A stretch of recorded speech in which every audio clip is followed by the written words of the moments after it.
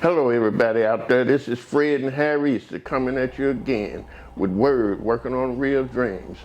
We're bringing you today. We're bringing a awesome guest, a powerful man in the community, and he is the director, the CEO, the director of Boys to Mentors. They have been doing a fantastic work in the community, working with these young men and young boys and turning them into men and giving them hope and inspiration.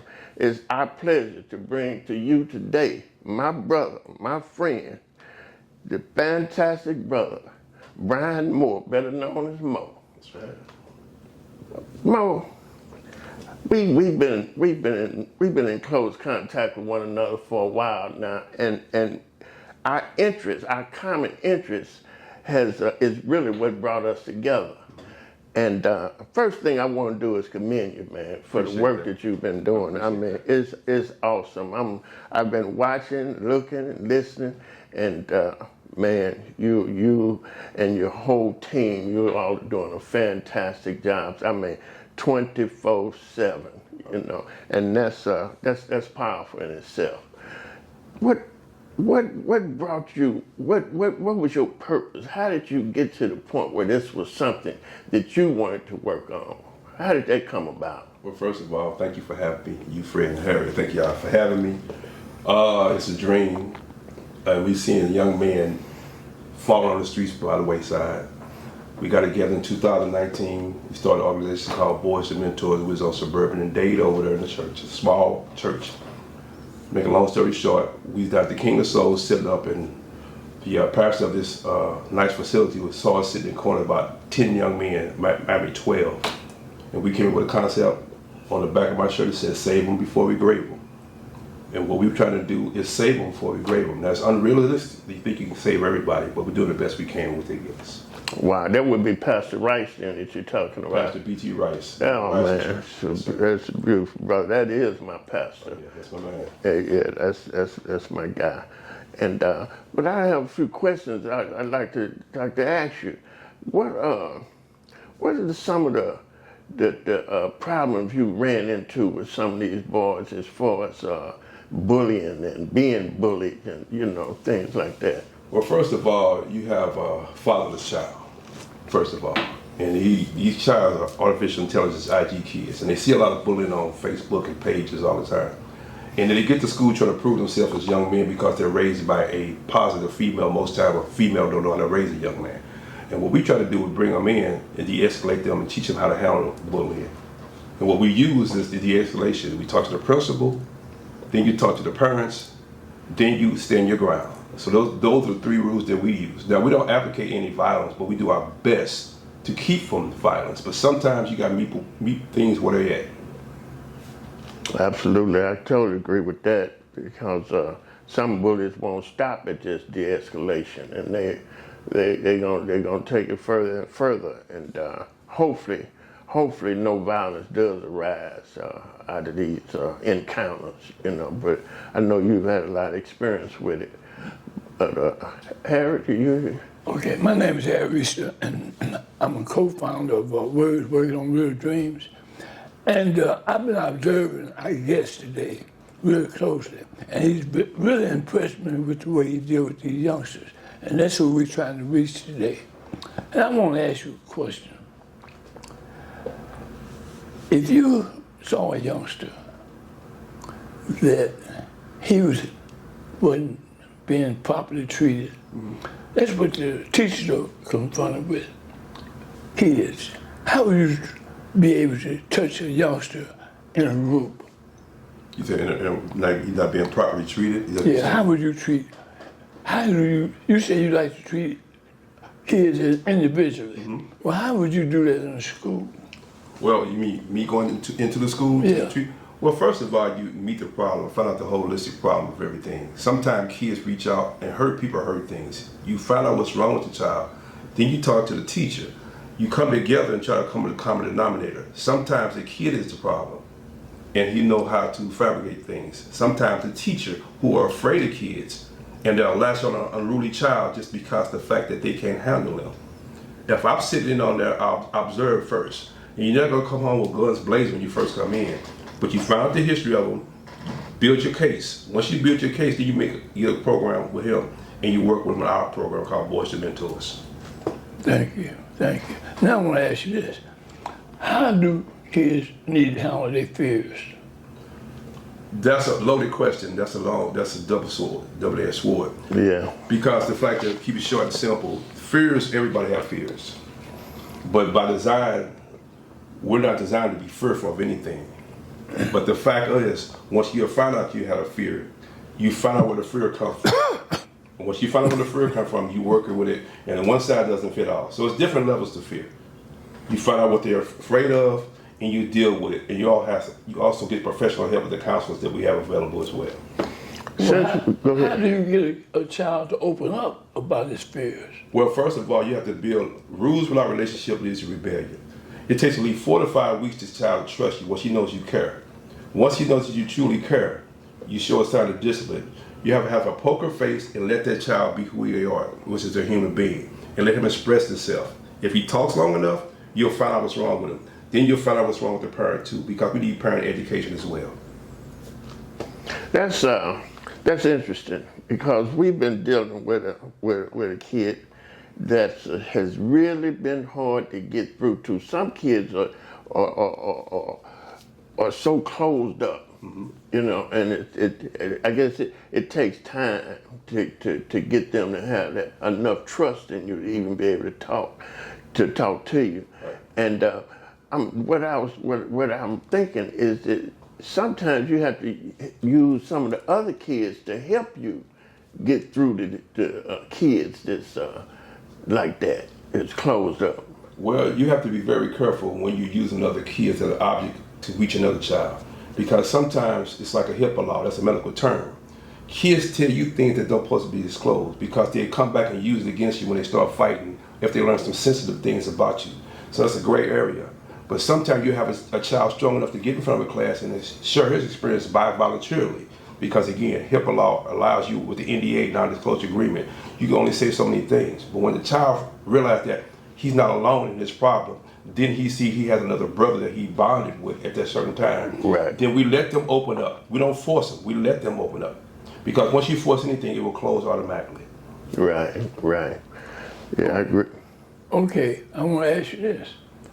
A lot of kids are being bullied. How would you suggest a kid handle being bullied? Again, as I said earlier, bullying is a thing where once you show them, they learned that from something else. Either they're being intimidated by somebody, or they're afraid of this person because they're not understanding each other. No one truly wants to be a bully. They want to be a leader or the head of something. So when you got a child in class being a bully, that's a hurt child, because he can get a chance to express himself, but he knows how to do it in a violent way. Once he finds a weak vessel and you don't stand up to a bully, he will continue to do it. At this time, again, 3 steps I'm using. Go to the proper authorities, the principals, the counselors, whatever. Go to your parents, and then go to your mentors. At that point, the 4th thing comes into play. Sometimes you got to meet people where they're at. And I don't advocate any violence, but it's just the law of life. Man, this is not an easy job here. It's complicated, but at the same time it could be simplistic. But I say that because of this. You talked about one aspect of the bullying, but we talked about the ones that was being bullied. Mm-hmm. How do you work with the ones that's doing the bullying? Those are the ones you have programs set aside for them, that illegal bonding programs. You learn from Vigilant Family Service, Division of Family Service, juvenile detentions. Then you have the police on board, along with your staff. You have to collectively get everybody together, be on the same page with their parents. They have to sign off on this. Once we use all our tools and work on the child together, you don't attack the child, but you let them know we don't accuse them, but we don't excuse them. Then you bring it to their case. You have to break it down slowly, because it took time for the child to become a bully. It came from somewhere he saw before. Right. Be it movie, videos, older sibling, whatever. They didn't come out their womb just bullying. Right. It's the fact that they didn't receive something. They have to have proper affirmation that a boy, you did great. So they're looking for their attaboy somewhere. And the way they get it is saying they're the toughest guy in the class, and most times they're the weakest. Yeah, a lot of it comes from right at home too. Well, they show the weakest. They have siblings. Yeah. The siblings be attacking them. When you hurt somebody, you learn hurt from their first place of home. and you take it out to the public because you want to be something. Right. I mean, a lot of times it's not just the siblings. A lot of times it's the parents too. You know, because I mean, we hate to, you know, we have to face reality because a lot of parents fight each other. You know. Well, and, that's where we go with the parent education. We start a called Parent University. We get in background, holistic background from them, and we sit them down. We ask them for their Instagram, Facebook pages, and everything. Then we find out the history. If your child is on your Facebook page and your friend and whatever, that's where the problem lies at. You to control your home.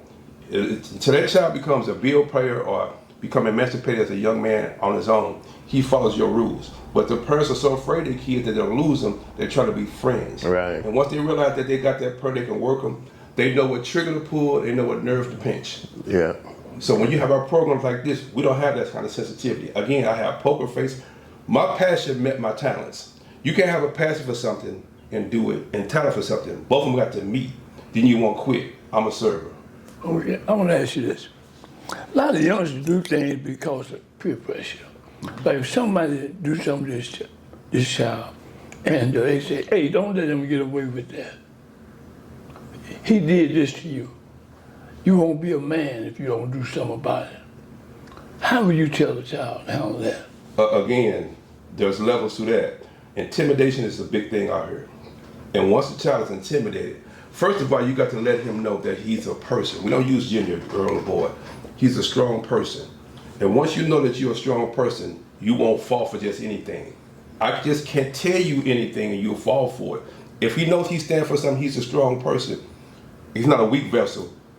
The best leaders are the best followers, but you got to watch what you're following. Right. Absolutely. I heard you mention something before when we was talking about the. This is kind of a follow up on a question that I just asked you, and about the how do you deal with those that's doing the bullying, and you talked about the police and different programs that you use. But we had talked about this before, and you mentioned how you would have them doing different chores and things like that, and when you expressed to me how you would even go to their house sometime and knock on the door, and when they found out it was you at the door, what was their response? I wear this whistle for a reason. It's not just the coach. I blow it because I don't waste valuable air. When I blow this whistle, they know I'm coming. That anytime they're on the phone, I blow a whistle, they stop automatically. What I use is a work ethics. The worst thing happened when I was a little boy. It started cleaning. I had to cut grass and wash windows and while the kids down the street playing. That's the same metaphor I use with these boys. I bought lime green vests. Home Depot came in and gave us the little pickup sticks with the buckets. I got pine saw, I got gloves. They're going to cleaning. The slave mentality of whipping a child, whatever, did that change you? No. So my point being, you balling your face up at me, did that change me, stop them doing anything? No. You got to meet them where they at. Put them at work, and they realize when they come to this program, and you make sure other kids are having a whole lot of fun that day. While they doing that work. While they doing that work. And don't say anything, and don't give in to them. And then in the course of the week, that goes on the whole rest of the week. Wow. So how did they? What was their reaction when you initially notified them that, hey, this is what you're gonna be doing? It was pushback. It was resistance. That's normal. Anytime you pull a rubber band before it pops, you got to stretch as long as you can. So if that rubber band don't pop, you can still pull in your arm and it automatically fit back into place. When you pushing kids, it's like I use an example. My coach would always get a rag and wring it. I'm trying to get every drop of water out this child before it becomes dry again. If I don't push this child, it's uncomfortable, it's awkward. When you correct things, it hurts. Right. If your arm is broken, and for it to get right, they got to pull it out, and that's gonna hurt you. Right. When you correct it, it will always hurt and be awkward, but you gotta be strong enough to stay in the game. I know what one of these young men knowing what they have to face. Well, I know they hate to see you coming sometimes. The hate is a word that we use all the time because it's easy to use. The coach that I couldn't stand the most was the one that made me do what he saw my potentials of, but I didn't want to do it. Mm-hmm. I'm starting off hate, but end up loved. Because you remember the teacher who taught you how to read, the one that didn't let you get away with nothing. It's a thin line. It's a thin line, but you got to do it. Yeah. Because he'll respect me later on because he might be a mentor later on. But you got to give it. You got to come correct. Tell the truth. The truth will get you through anything you can. Lies stack up. Tell the truth. Okay, I'm gonna ask you this. Normally, when kids go, and you said earlier that they should go to authority, those kids are referred to as snitches. Tell, you're a snitch, you're a rat. Why you had to go tell the teacher? Okay? How did the kid supposed to handle that? That's easy to the point where snitches survive. And snitches are ghetto. It's the Ebonic black word that we use because you're telling on something. But if you weren't doing anything, I wouldn't have nothing to tell on. So at this point, I'm trying to save him because if a case comes, he defends himself. This case is built up to the point where he had no option. He had to defend himself. What more can you do? We live in a real life. Let's stop being fabricated fake. Right. You have to defend yourself. Now, when a child's being bullied and he did all his levels, I'm not advocating any violence. But I know when I came as a child, I was bullied. Once I attacked the bully back, he never did bother me any longer. But now it's more violent. It's more gunplay. It's not no fisticuffs. So it's a great line with that one. But you give them the basic fundamentals first, and then you back them up. Now you get all the proper authorities in play. Now you call the meetings and do what you can. But something just can't be. There's some unnecessary evils just have to happen. Let's just be real. For that bully to straighten. You might be straightening them out with a good punch. I ain't advocating that either. Right, but sometimes they do come to those type of fakes. We But- being real, right here, fellas. Yeah. We being real. Yeah. So my point, I'm not gonna sit there candy coat and paint. Oh, you only gotta do this. See, that's a fake. That's no. That ain't the real We're in the world. trenches for real. And you see these kids are afraid to go to school because they're being bullied. What are you doing to? Oh, I ain't got time. Just fight them back. No, you do all the proper things you do mentally to get them together for that, and let them know nobody has no right to put their hands on you. At no time. Absolutely, and we ain't even got to just look at them. We can just go back to when we was coming Come on, up. I told you. It's the same thing. They may be living in a different world, but they going through some of the same things that we went through too, facing bullies, having to fight. Because at some point you're gonna have to stand up for yourself. You have to. I mean that's everybody. You ain't gonna go through this world and ain't getting ready to run into somebody that's gonna be trying to intimidate you or mess over you, take your stuff. So at some point, each and every person is gonna have to stand up for themselves. And that ain't just a child. That's a person. That's even as an adult. Right. You I'm gonna ask people you, gonna put you to the test. I'm gonna ask you this. How do you get a child to tell something that is straightened the way he lives? I mean, it's something going on inside of him that he ain't been able to tell nobody. Good question, Harry. Good question. And you want to get it. You want him to be able to talk to you. I experienced that, and the reason why I say this, I'm gonna use my rule of method. I'm gonna say it one more time. You can put it on a stone. Rules without relationship leads to rebellion. If I build a relationship with him, if he tells me something, he never hears it again, he will come back because I use the medical terminology HIPAA law. What you tell me stays with me, and I use it all the time, and it never failed me yet. That's important. 'Cause once they know that you ain't going around telling their business, then that makes them more comfortable. They call me on the phone at night. They call me 24/7. I went out to do an attention to get boys out. I went over to the parents' house. They couldn't handle the boy. And I'm eating dinner. I had to go leave. Once they feel like you're really there for them, you'll see that wall coming down just like this slowly. Yeah. Yeah. You gotta be consistent. Yeah. You have to be consistent. Yeah. Now, if they see a little tink in your armor, and let them know you got weaknesses too. Let them know that you didn't do all right. Let them know you ain't perfect. You're Right. human. Once you show them what you did as a child, and let them know sometimes God allowed things to happen in your life to be a blessing for the others. That's why all things that happen to Absolutely. you for a reason. Absolutely. We're sitting right here together for a reason. Right. That's right. Save them before you grave them. That's right. And that's what it's all about. And death can come in more forms than just being in the cemetery. You got people walking around that's dead. We die daily. Yeah. We're dying daily. Every day. We die daily. Every day. And by the same token, we can grow and live better and bigger every day too. It just depends on what we on our energy and what we put into our lives. And then a lot of it's got to do with your environment too. Your who's around you. But this is another question. because this is something that we've been running into a lot, and it's more prevalent today with our kids than I think it ever has been, and that's suicide. And I've had some people say, "Oh man, that's crazy," but it may be crazy to some, but this is something that's real life. This is not something that just come out to the clear blue sky. This is something that these kids is actually going through, and a lot of it comes from for different reasons, you know. And I'm sure with all the kids that you done dealt with, that you ran into some kids that's been through this, that you had to help try to deal with to help keep them on the right track, help give them a reason to keep their head up, not feel down about themselves, and want to live. You know. Well, I'll speak on that. First of all, as a black man, we had learned when we came up there, if you go to a counselor or some kind of psychologist, they deem you crazy. And they don't get the proper help.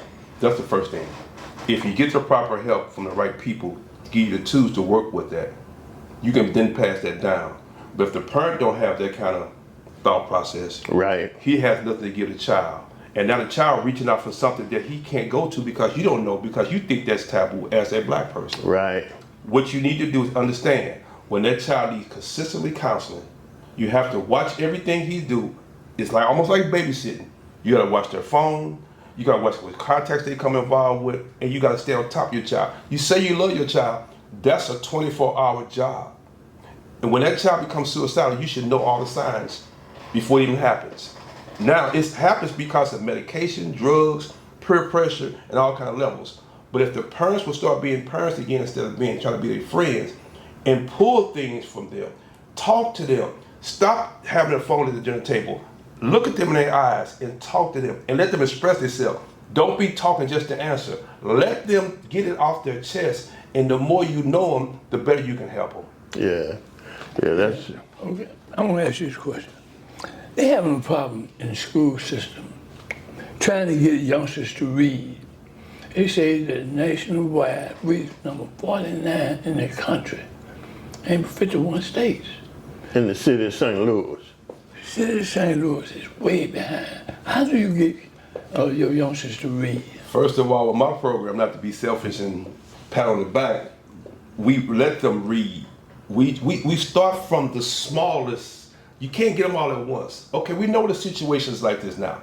We can keep on complaining and give all the solutions, but the parents got to get back at the table and let them read the back of a milk carton or a potato chip bag or a cake box. You start right there, letting them read things. Let them read the funny page where we came and reading funny pages. You make things available and you make your own raps out, positive raps. More they start reading, it becomes acceptable. In my class, they're gonna read a chapter every day because the fear factor of not reading is gonna come back and bite them later on. So it's up to us as a society to start reading the small things, put the phones down, because as a lazy society, you can just text. They can't even write. You have got to, we as people have to get back to, this is our child, and I'm not gonna let you fall into that crap in society you can't read. That's our fault. We dropped the ball. We're dropping the ball. The books are all available. They got bookless libraries. That ain't gonna do nothing. You go to Goodwill anywhere you can and pick up a book and have these child read. Absolutely. And since you mentioned that, I've already talked to you about it before, but we'll be getting some books to you. That's fine. We got multitudes of books that we want to get out to the kids, and not just yours, but any of the people in our audience. If you got a program, or if you got different kids that you're working with, you want to get books to, just get in touch with us, Working on Real Dreams, and we'll make sure that you have all the books. We mostly talking about kids' books, and because we one thing about reading, kids will read if it's something that they like. If it's about something that they like, that gives them a better opportunity to read. That enhances it. But look, this has been a man. This has been. Can I say before you leave, Fred? If they always told us, if you put some money in a book on the table and you try to hide it, that money never come up stolen. Because they ain't going in that book.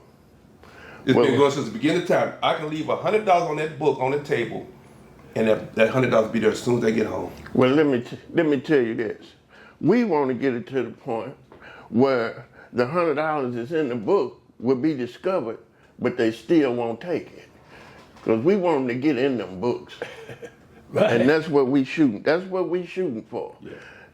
Brother Mo, Brian Mo, this has been a fantastic day for me today, man. Just to sit here and just listen to your wealth of knowledge and about how you and your team has been dealing with these youngsters and making this world a better and safer place for us to live in, man. I mean, hey, man, my chest is busting out. I mean, I'm busting the buttons. I ain't got no buttons. But hey, man, you're a beautiful brother, man. Well, spell the back of Boys to Mentors. Boys to Mentors. MENTORRS. The last metaphor. TORRS means teaching others respect and responsibilities. Let's not get it twisted. Wow. Right. And My you know what? man. The day I met you, you know how I met you? You had some children, and you was with them, and they was opening Yeah. the doors for the women. Yeah. They was letting them go out first. mean Hey that. man, that was so respectful. Thank you. That I said I had to get to know him, I appreciate it. and since that day, you've been in my life. Thank you. We got to get you back. This can't just be the last time I'm loaded with this, man. I love this. I appreciate you guys coming in, bring me a part of this program, and I hope I did you well. Oh man. Thank you.